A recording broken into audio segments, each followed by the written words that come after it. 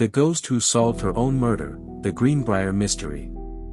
In the misty hills of Greenbrier County, West Virginia, the air holds secrets older than memory. The year was 1897, and nestled among those wooded slopes was a small farmhouse where a young woman named Zona Heaster lived. She had recently married, but within weeks, her lifeless body was found at the foot of the stairs. The cause, uncertain. The whispers, relentless. Zona was radiant, full of life, with a gentle laugh that turned heads. She'd fallen for a newcomer, Edward Shue, a blacksmith with wandering eyes and a past no one knew. To Zona, he was romantic and brooding. To her mother, he was a shadow wrapped in skin. The wedding was swift. Some say Zona smiled less afterward. She was seen in town less often. Her once bright voice seemed quieter. Still, no one dared ask questions, not about Edward. He'd become possessive, angry when spoken to. And then, just 3 months later, Zona was dead. The town doctor said Zona died of everlasting faint, a polite term for sudden female death. But he barely examined her. Edward wouldn't let him. He insisted on dressing the body himself, even tied a scarf around her neck, claiming it was her favorite. No one questioned it, not yet.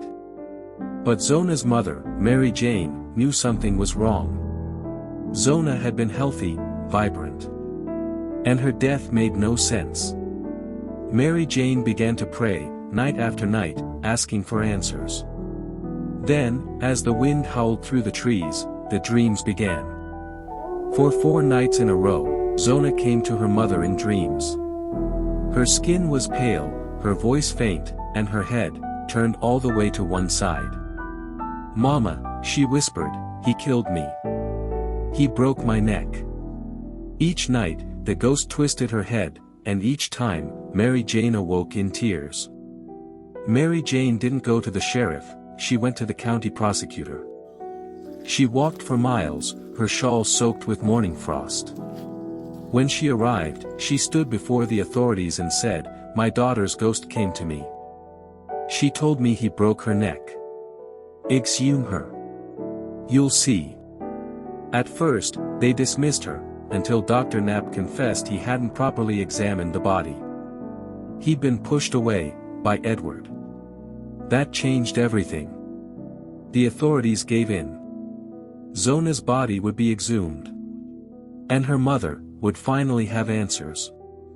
The grave was opened in secret, with only a few present. When Zona's body was lifted from the frozen ground, her face looked untouched.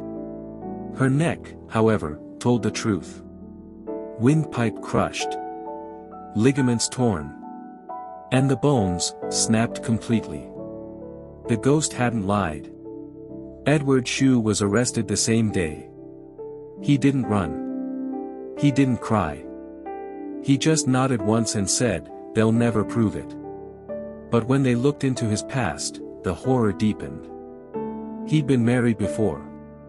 Twice. One wife had died mysteriously.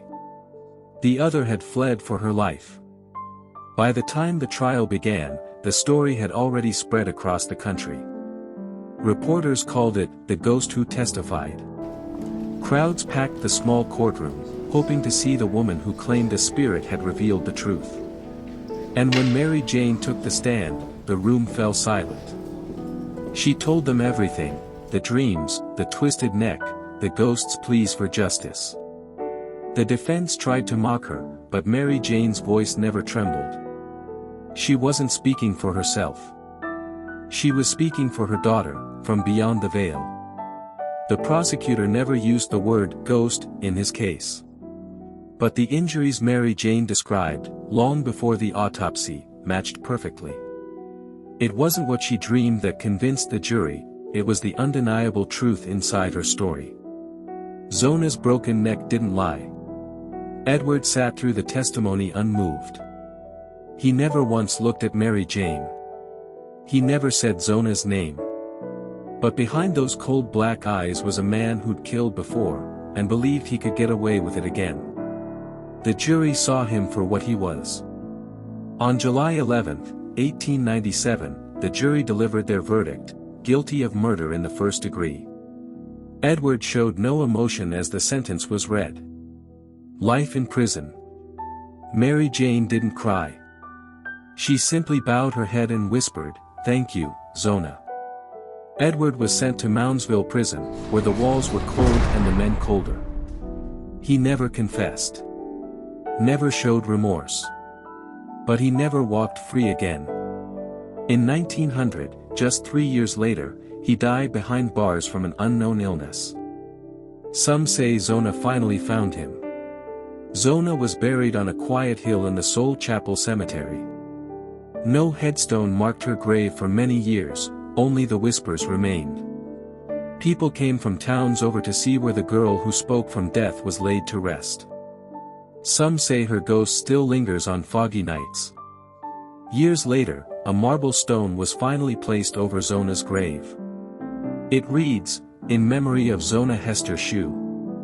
She was murdered by Edward." The law never acknowledged the ghost. But the people knew. And Mary Jane knew. Justice had come, not from the courts, but from the grave. For the rest of her life, Mary Jane Heaster was known as the woman who believed her daughter's spirit. Some mocked her. Others feared her. But many came to her for comfort, asking if she'd heard from their own dead. She never claimed to be a medium. Just a mother who listened. Sometimes at night, Mary Jane would sit alone on her porch and whisper into the wind. "Zona, child," she'd murmur, "are you resting now?" The air never answered. But the wind often shifted, and the trees would creak just once, like a breath through bone. Zona Heaster never returned in dreams again. After the trial, her ghost stopped visiting. Some say she was finally at peace. Others say her task was simply done. But to this day, in Greenbrier County, her name is spoken in hushed tones, as the girl who would not stay silent. Tourists still visit the little cemetery at Soul Chapel. They leave white flowers at Zona's grave and say her name out loud. Some claim their cameras stopped working near her stone. Others feel watched in the trees.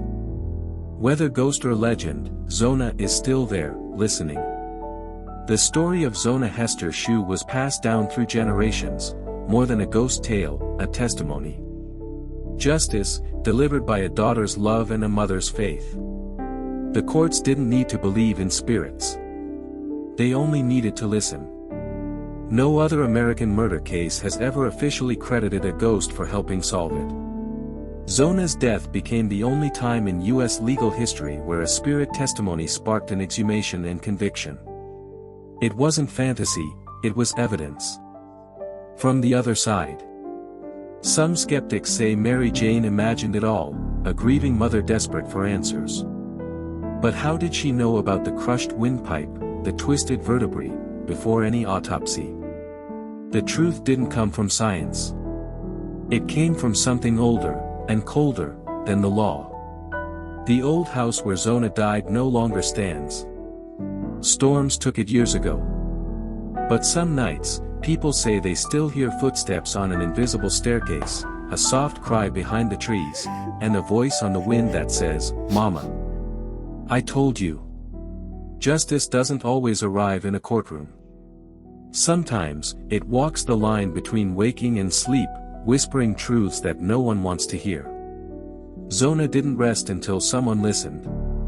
And Mary Jane, against all reason, ridicule, and fear, listened. That was enough. Zona Hester's story isn't just about death. It's about a voice that refused to be silenced. A bond between mother and daughter that even the grave couldn't break. It's a warning, and a promise. The truth always rises, no matter how deep it's buried. Today, the Greenbrier ghost is remembered not just as folklore, but as history. A spirit who testified. A murder solved by the dead. And one mother's refusal to forget. Some stories fade over time. But not this one. Zona's whisper still lingers where the fog curls thick. In the end, Zona Heaster didn't ask for revenge. She asked to be heard. And she was. The ghost who solved her own murder didn't rise in rage, she rose in truth. And that, in the end, was what saved her soul. You've opened the vault. Not all who do, return the same. Leave your echo behind. With a like, a comment, a whisper shared. And before the flame fades, subscribe.